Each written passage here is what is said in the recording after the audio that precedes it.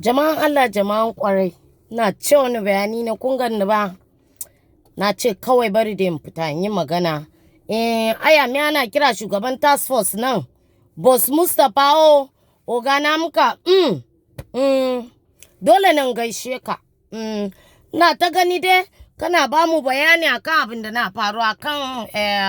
zancen corona nan mutanen da ya shafa abubuwa kokarin da kuna kan yi akan maganan corona, amma ba ni ba wai na son ce aikin ka bai yi ne ba fa, aikin ka na yi kawai dai mutanen da suna karkashin ka ranka ya dade don Allah don Annabi ya kamata su kara hazaka. Kun san ce ba yin mugun sarki ba sai mugun bafaje, kuma ba wai ni na ce su mugaye ne ba a'a, amma yanda suna sa kwazo a aikin da yanda corona nan na dukan mutane ba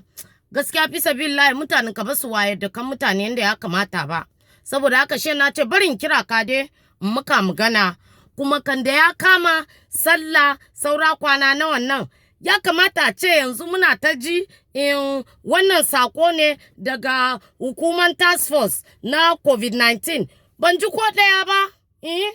Ranka daidai don Allah don Annabi mutanenka ya kamata ka sa su a gaba su dinga fahimtar da mutane, ana wayar da kan mutane amma an bar mutane fankan fayo fakitin faki bai yi daɗi ba fa, amma aikinka na yi kyau. Ina ji labarin 'yan task force a jiha na covid-19 suna ɗan aikinsu a Abuja ma ina ji da ina bi abin da kana yin na TV sai kuma daga baya na zo na daina ji saboda na zo ban gane abun ba, amma don Allah don Annabi boss Mustapha ka yi hakuri kan da sallah ya kusan nan mutanen ka ya kamata a jama mutane kunni yawo don Allah don Annabi ya kamata a ce 'yan taso sun ci shiga da kuma a yada shi TV gidan rediyo a gaggaya mutane, amma kwana nawa ni ban ga komi ba. Shi na ce bari dai dama ban san shi ba, amma tun da sunan shi na kada kararrawa da an kira boss Mustapha dole a ansa. Shi na ce to bari ni ma in kira boss Mustapha nan